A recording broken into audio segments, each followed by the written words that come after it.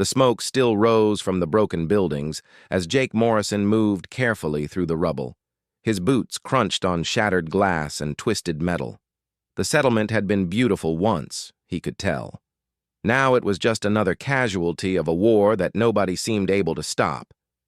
"Morrison, we need to move out," Captain Amy Rodriguez called through his helmet radio. "Command says enemy forces are regrouping 10 clicks north." Jake nodded but kept searching. His job was to find survivors, and he took that job seriously. 3 years as a combat medic had taught him that every life mattered, even in the middle of this endless conflict between humans and the Xylothians. The aliens had started this war, everyone said, but standing in the ruins of what had clearly been homes and shops, Jake wondered if the ordinary people on either side had wanted any of this. The other Marines in his unit were already heading back to the transport ships. Jake knew he should follow them, but something made him pause near a collapsed structure that might have been a home. He heard it then, faint and broken, crying. "Hold on," Jake said into his radio. "I think someone's alive in here." "Morrison, we don't have time," Rodriguez replied, her voice tight. "That's probably just the wind through the ruins." But Jake was already moving. He had heard too many sounds of suffering to mistake this for anything else. Someone small was trapped under the debris, and they were terrified. He began pulling away chunks of wall and broken furniture, his hands working fast despite the weight of his armor. "Jake, seriously, we need to go," called Chris Bennett, his best friend and fellow Marine. Chris jogged back toward him. "What are you doing?" "There's a kid in here," Jake said, not stopping. "Help me." Chris hesitated only a moment before joining him. Together they lifted a large piece of ceiling that had collapsed. Underneath, in a small pocket of space, was a child. She was Xylothian. That was obvious from her pale blue skin and the delicate ridges along her forehead. But she was also clearly very young, maybe 7 or 8 years old by human standards. Her large dark eyes were wide with fear, and her small body was covered in dust and minor cuts. She wore what had once been a pretty dress, now torn and dirty. In one hand, she clutched a small pendant that glowed with a soft blue light. "Hey, it's okay," Jake said softly, removing his helmet so she could see his face. "I'm not going to hurt you." The child whimpered and pressed herself further into the corner. Jake understood. He was the enemy in her eyes. A human soldier, one of the people who had destroyed her home. "Please," he said, reaching out slowly. "You're hurt. Let me help you." The girl stared at him for a long moment. Then she spoke in broken Terran Standard, the common human language. "Mama? Where Mama?" Jake's heart clenched. Of course she wanted her mother. Every scared child did. "I'll help you find her," he said, even though he had no idea if that was possible. "But first, let me look at your arm." The child had a deep cut on her left arm that was bleeding steadily. Jake opened his medical kit and began cleaning the wound. She flinched but didn't pull away. As he worked, she kept repeating the same words. "Mama, find Mama, please." "What's your name?" Jake asked gently. "Liara," the child whispered. "I'm Jake. You're very brave, Liara." By the time he finished bandaging her arm, Chris had returned with Captain Rodriguez. The captain's face went pale when she saw what Jake had found. "Morrison, step away from the alien child," Rodriguez ordered. "She's hurt and scared," Jake said, lifting Liara carefully. The girl wrapped her thin arms around his neck. "I'm not leaving her here." "That's an order, Marine. We don't have time for this, and we certainly don't have authorization to take enemy civilians." "She's not the enemy," Jake said firmly. "She's a little girl." "Morrison, if you don't put that child down and get to the transport, I will have you charged with disobeying direct orders in a combat zone." Jake looked down at Liara. She was trembling against his chest, her face buried in his shoulder. He thought about his own little sister Sophie back on Earth. If Sophie were trapped and scared in a war zone, he would want someone to help her, enemy or not. "Then charge me," Jake said. "I'm taking her." He walked past his shocked captain, carrying Liara toward the transport ships. Chris followed without a word, covering Jake's back. Rodriguez stood frozen for a moment, then cursed and followed them. The ride back to the medical frigate was tense. Liara wouldn't let go of Jake, even when the ship's doctor wanted to examine her. She had fallen into an exhausted sleep against his chest, her small hand still gripping that glowing pendant. Chris sat down next to Jake as the transport flew through the atmosphere. "You know you're probably going to face a court-martial for this, right?" "I know," Jake said quietly. "Was it worth it?" Jake looked down at the sleeping child. Despite being from different worlds, despite being on opposite sides of a war, she was just a kid who needed help. "Yeah," he said. "It was worth it." It wasn't until later, when they were aboard the frigate Nightingale, that Jake got a closer look at the pendant Liara still held. Chris had smuggled them into Jake's quarters, knowing that once Command found out about the Xylothian child, Jake would be arrested. The pendant bore markings that Chris recognized from intelligence briefings. Royal markings. "Jake," Chris said slowly, his face going white. "Do you know who you rescued?" Jake looked at the sleeping child on his bunk. "A kid named Liara?" "Princess Liara, daughter of Queen Sareth, the Xylothian ruler." Chris pulled up a file on his datapad, showing Jake an image of the queen with her daughter. It was the same child. "She's been missing for 3 weeks. The Xylothians think we kidnapped her. That's why they've been hitting us so hard lately." Jake's mind raced. The war had gotten worse over the past month. Attacks had become more brutal, more desperate. If the Xylothians thought humans had taken their princess, no wonder they were fighting like cornered animals. "We have to tell someone," Jake said. "If you tell Command, they'll either use her as a hostage or return her for political gain. Either way, you lose control of the situation." Chris paced the small room.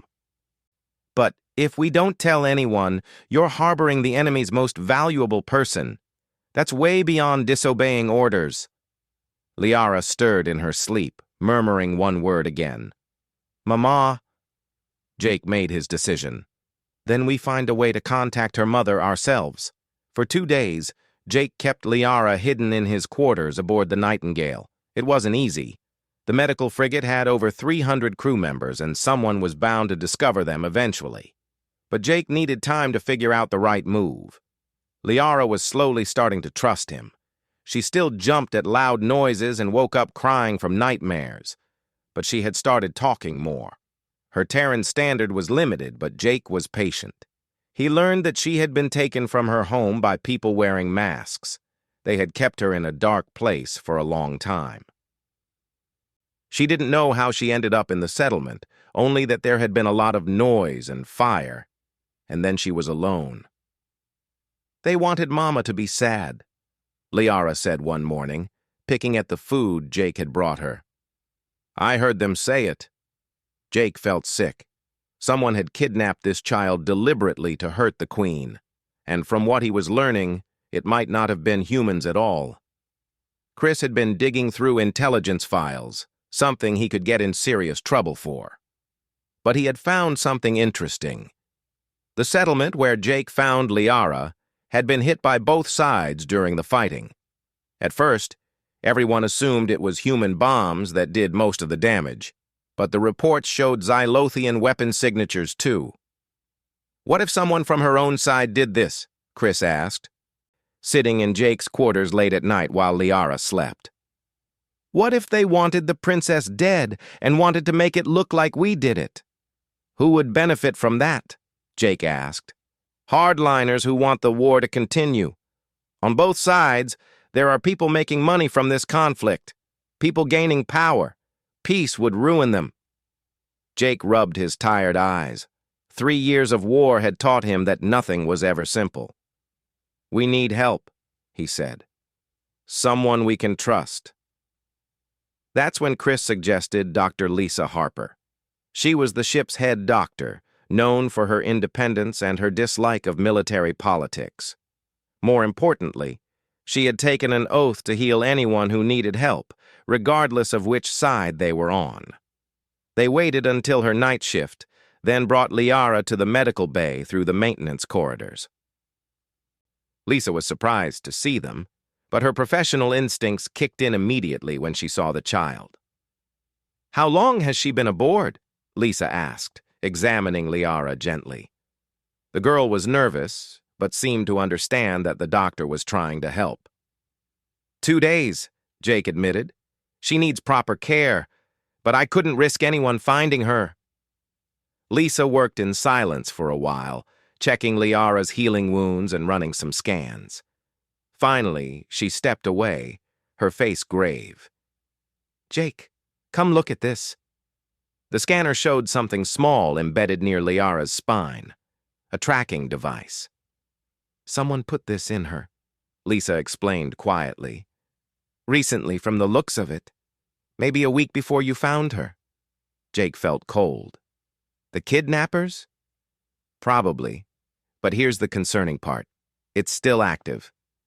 Which means someone knows exactly where she is right now." They all stood in shocked silence.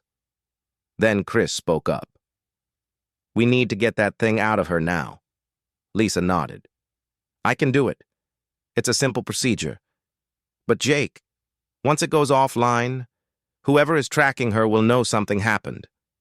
We'll have maybe a few hours before they respond." "Do it," Jake said. He knelt down next to Liara, taking her small hand. "Liara, Dr. Lisa needs to do a small operation. It won't hurt much, I promise. Can you be brave for me?" Liara looked scared, but she nodded. "You stay? I'll be right here the whole time." The procedure took less than an hour. Lisa removed the tracking device and placed it in a containment box. Liara was groggy from the anesthesia, but otherwise fine. Jake carried her back to his quarters while Chris and Lisa stayed behind to talk. "We're out of time," Chris said when he returned an hour later. "I did some checking. There's been increased communication between the ship and Fleet Command. I think someone knows something is wrong." Jake had been thinking while Chris was gone. He had made a decision, one that would probably end his military career and might even end his life. But it was the right thing to do. "I'm going to contact the Xylothians directly," he said. "I'm going to tell Queen Sareth that her daughter is alive and safe." "That's treason," Chris said flatly. "I know. But it's also the only way to end this. If I go through official channels, Liara becomes a political tool. She gets caught up in negotiations and posturing. It could take months. Meanwhile, whoever wants her dead might find another way to get to her. And if the Xylothians think it's a trap, they might just attack the ship. Then I'll make it clear I'm acting alone, that I'm not speaking for the Terran Alliance." Jake looked at his friend. "I'm not asking you to help with this part. You've already done enough. This is on me." Chris was quiet for a long moment.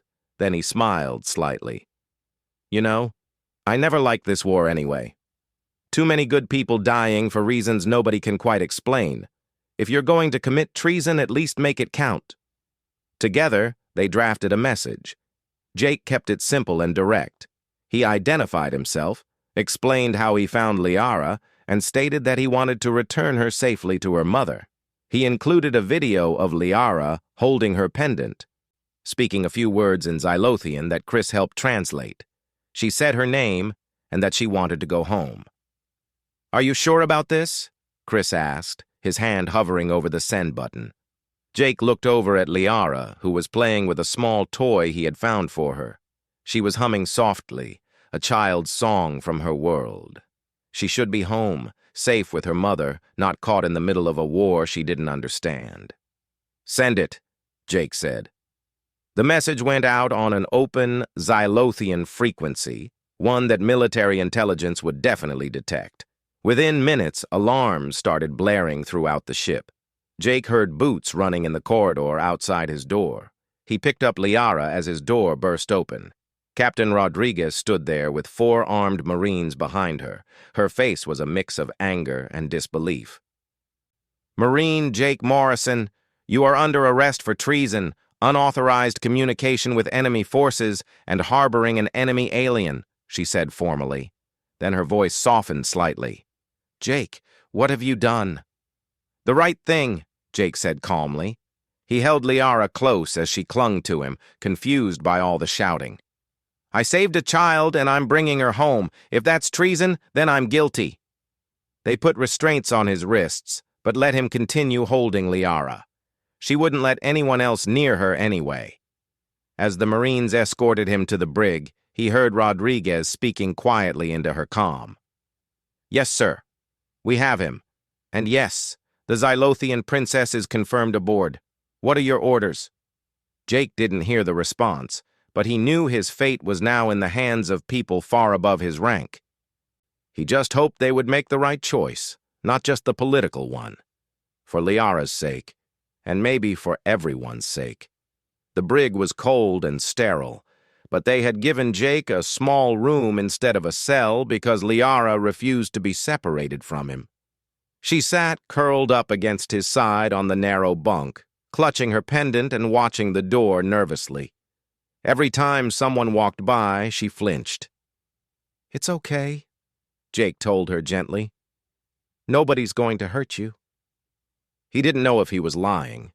The truth was he had no idea what would happen next. Admiral Ryan Mitchell arrived on the Nightingale 6 hours after Jake's arrest. The admiral was a stern man in his 50s, known for running a tight fleet and for having little patience with soldiers who broke the rules. Jake had never met him personally, but everyone knew his reputation. They brought Jake to a conference room for questioning. He insisted that Liara come with him, and after a brief argument, they agreed. She sat on his lap during the entire meeting, her small arms wrapped around him. Admiral Mitchell sat across the table, flanked by Commander Helena Brooks from Intelligence and Ambassador Victor Kane, a diplomatic representative. They all stared at Jake like he was some kind of puzzle they couldn't solve. "Do you understand the severity of what you've done?" Mitchell asked, his voice hard. "Yes, sir," Jake replied calmly. "You've committed treason. You've contacted the enemy without authorization. You could be executed for this." "I understand, sir." Mitchell leaned forward. "Then why did you do it?" Jake looked down at Liara, who was watching him with those large, trusting eyes. "Because she's a child who needs her mother, and because returning her might end this war. That seemed more important than following protocol. More important than your life, your career, your freedom?" "Yes, sir, it was." Ambassador Kane spoke up, his voice thoughtful. "The Xylothians have responded to your message, Morrison. They want proof that Princess Liara is alive and unharmed." "She's right here," Jake said. "She can speak for herself." Commander Brooks had been quiet until now, studying her datapad. "I've been investigating your theory about the kidnapping," she said. "The evidence supports it. The settlement where you found the princess shows signs of a coordinated attack designed to look like random battle damage. We've identified several Xylothian military officials who have been communicating with known war profiteers. On our side, too, I'm afraid." Mitchell's expression darkened. "Are you telling me elements of both militaries wanted this child dead?" "Not just wanted her dead, sir. They've been actively working to escalate the war.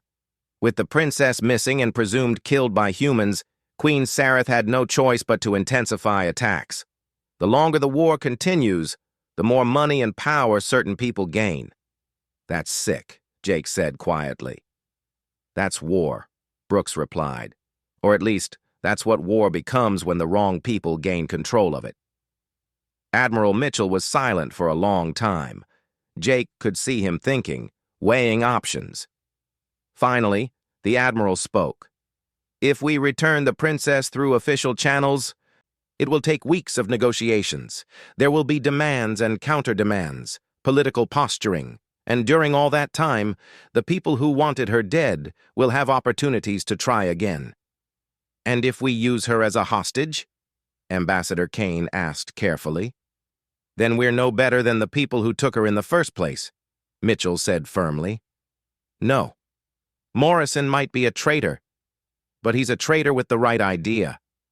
He looked at Jake directly. We're going to arrange a meeting.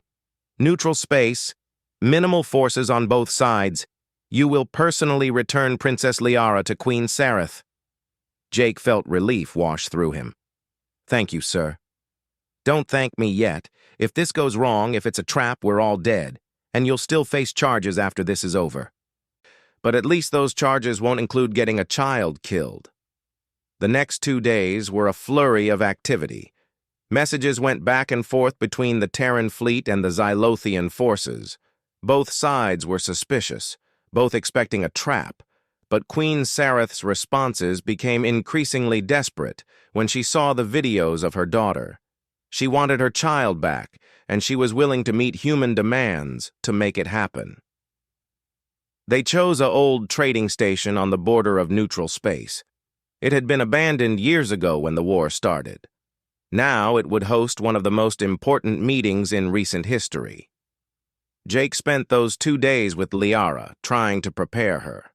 He taught her that she would see her mother soon. She grew more excited each day, but also more anxious. She had been through so much trauma that even good news felt scary. Will you come too? She asked him the night before the meeting. I'll bring you to your mother, Jake promised. But then I have to go back to my people. Liara's eyes filled with tears. Don't want you to go. You saved me. You're my friend. Jake felt his throat tighten.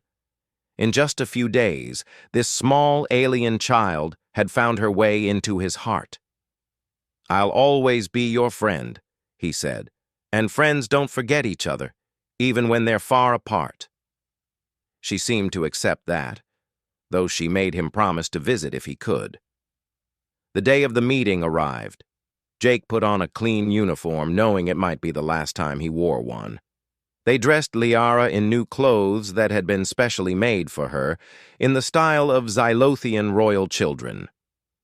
She looked beautiful and very small. The transport took them to the station with a full security detail. General Marcus Webb, the security chief, made it clear he thought this was a terrible idea. One wrong move and we're starting a battle in close quarters, he muttered. Lieutenant Danny Price, a young officer assigned to guard Jake, was more optimistic. Maybe it'll work, he said quietly. Stranger things have happened. When they docked at the station, Jake could see the Xylothian ships on the other side through the viewport. Massive vessels, sleek and deadly, weapons powered but not armed. The Terran ships were in similar positions. One mistake, one misunderstanding, and everyone in the station would die. They walked through the empty corridors to the meeting chamber. It was a large room with windows on both sides, showing the fleets waiting outside. In the center was a neutral zone marked on the floor. Admiral Mitchell, Ambassador Kane, and Commander Brooks were already there with a dozen Marines. On the other side of the room, a door opened, and the Xylothian delegation entered. Jake had seen Xylothians before in battle, but never like this. They were dignified, wearing formal robes and carrying themselves with pride. And in the center, taller than the rest and wearing a crown of what looked like living crystal, was Queen Sareth. She was beautiful in an alien way, her features sharp and regal. But her eyes were haunted. They were the eyes of a mother who had lost her child and had been slowly dying inside ever since. Liara made a small sound, a gasp of recognition. She had seen her mother. The room fell silent. Jake felt the weight of history on his shoulders.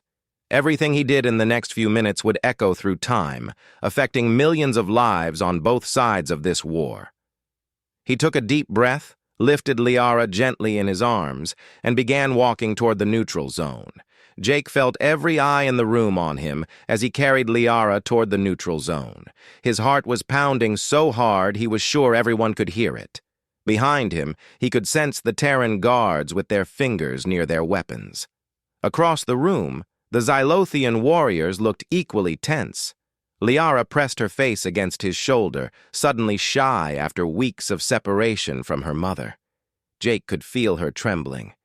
"It's okay," he whispered to her. "Your mama is right there." "See her?" Liara peeked out and looked at the tall figure of Queen Sareth standing across the neutral zone. The queen had frozen in place, her hands pressed to her mouth. Even from a distance, Jake could see tears beginning to stream down her face. "Mama," Liara said softly, as if she couldn't quite believe it was real.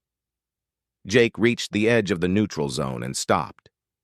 This was the moment of maximum danger. He was standing between two armed groups who had been killing each other for 3 years. If anyone on either side lost their nerve, started shooting, he would be the first to die. But he wasn't thinking about that.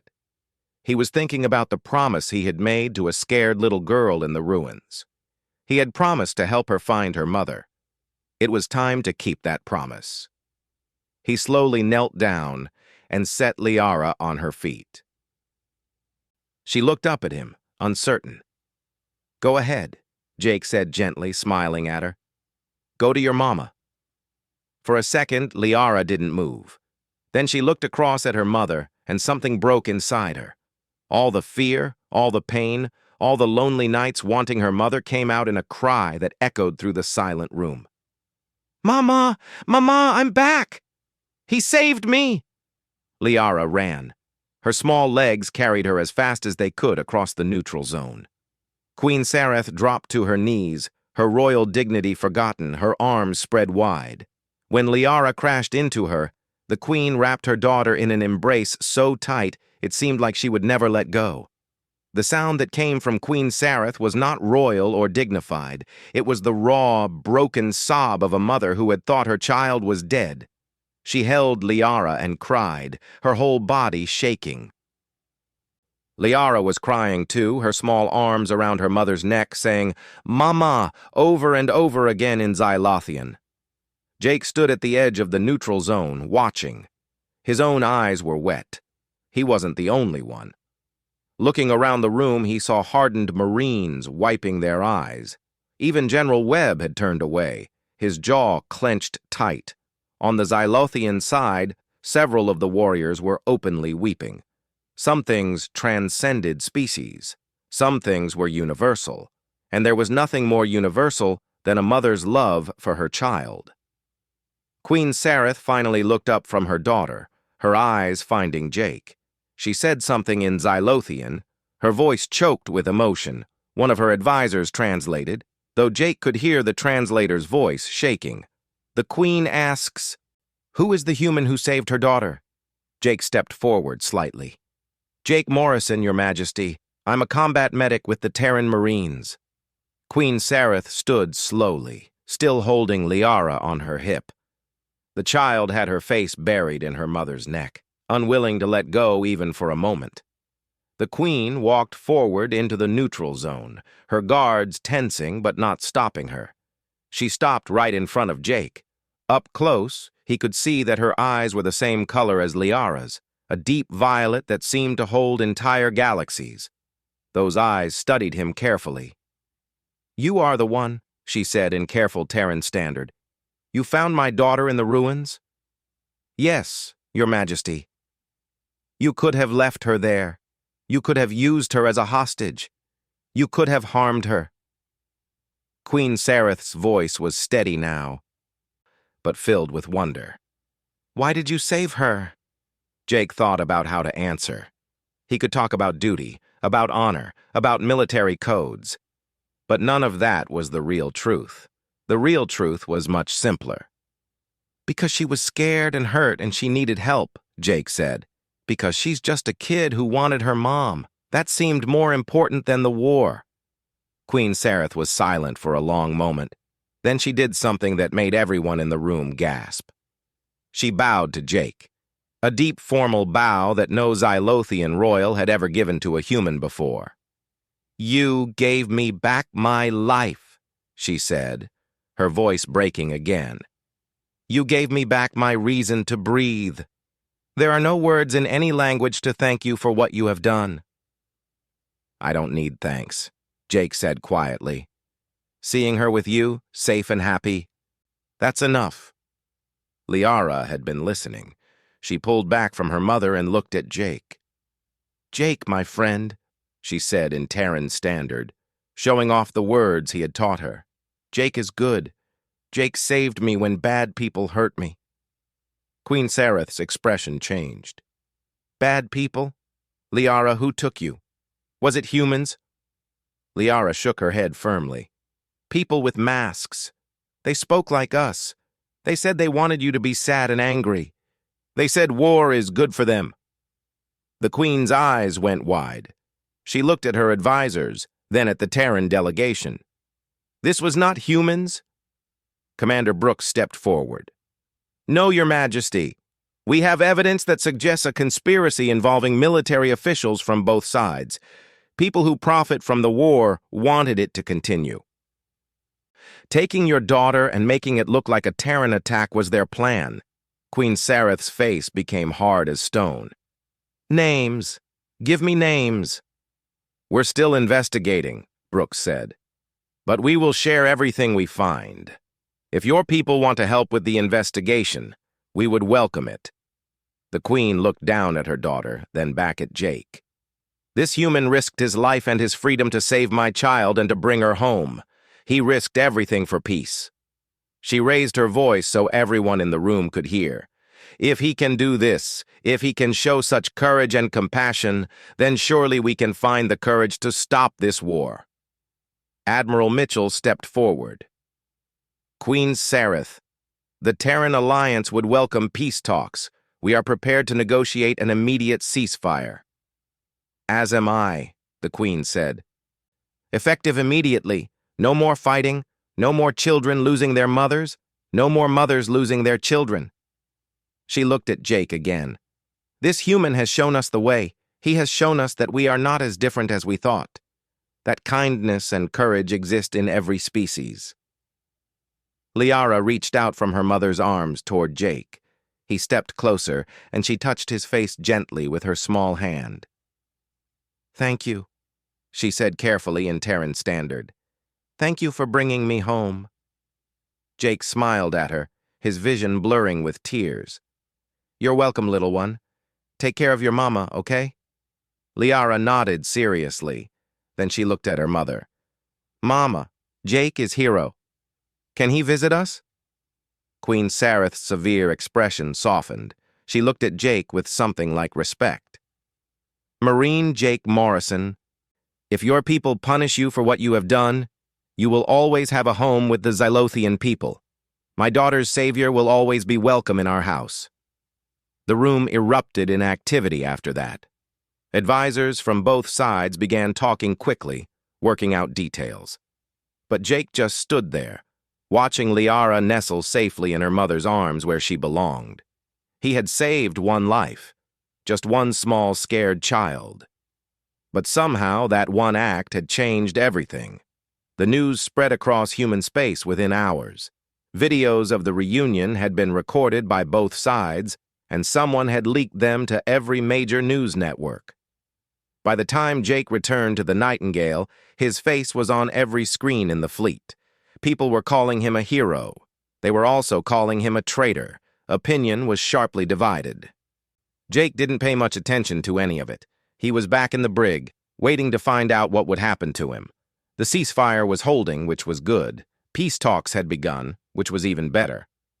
But he had still broken military law, and someone would have to decide what to do about that. Chris visited him whenever he could. "You're famous," he said, sitting outside the cell. "There are protests on Earth demanding they give you a medal, other protests demanding they throw you in prison for life." "What do you think will happen?" Jake asked. Chris shrugged.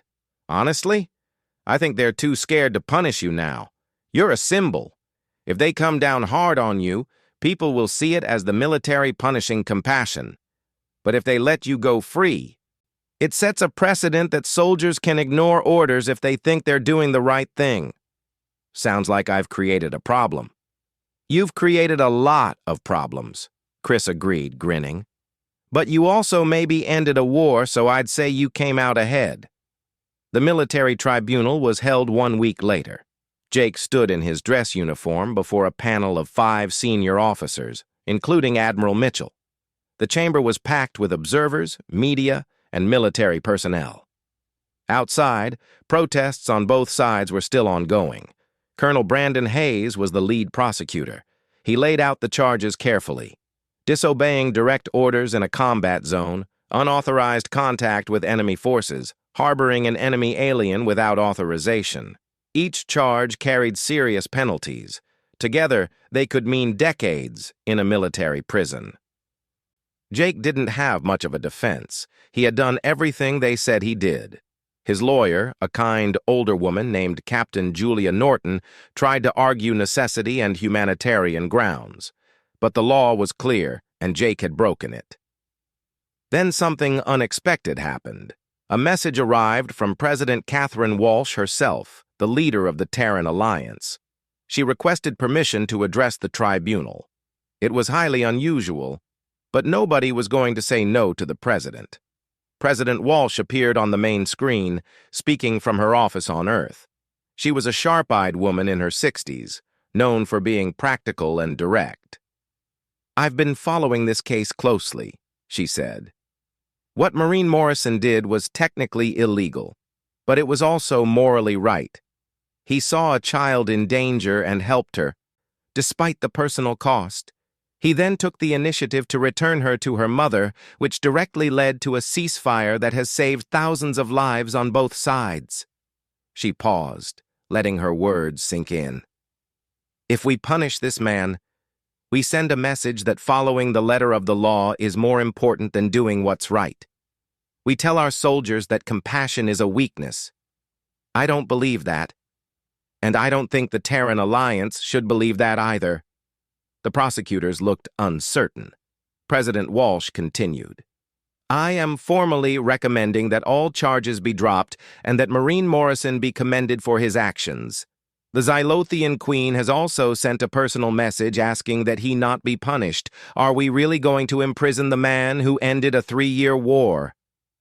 The tribunal took a recess to deliberate. Jake sat with Captain Norton, feeling numb. "What does this mean?" he asked. "It means the president just put her reputation on the line for you," Norton said. "They'll have to drop the charges now. But Jake, you understand that your military career is probably over, right? Even if they don't court-martial you, you've become too controversial. Some commanders will never trust you again." Jake nodded slowly. He had expected that. When the tribunal returned, Admiral Mitchell read the decision. "After careful consideration and in light of the extraordinary circumstances, this tribunal finds that while Maureen Morrison's actions were technically in violation of military code, they resulted in a positive outcome that far outweighs the breach of protocol. All charges are dismissed. Furthermore, Maureen Morrison is awarded the Star of Valor for actions above and beyond the call of duty." The room erupted in cheers and boos, depending on which side people were on. Jake just felt tired and relieved. The peace treaty was signed 2 months later. It was a complex document, negotiated by teams of diplomats from both sides. But at its core was a simple principle: no more war. Trade would resume. Prisoners would be exchanged. And a joint investigation would hunt down the people who had orchestrated Liara's kidnapping and had worked to keep the war going. Jake was invited to the signing ceremony as an honored guest.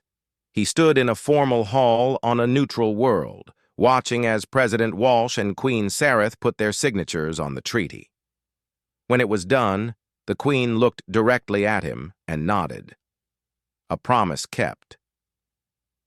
After the ceremony, Queen Sareth approached him. Liara was with her, holding her mother's hand. The little girl looked healthy and happy now, the trauma fading slowly with time and love.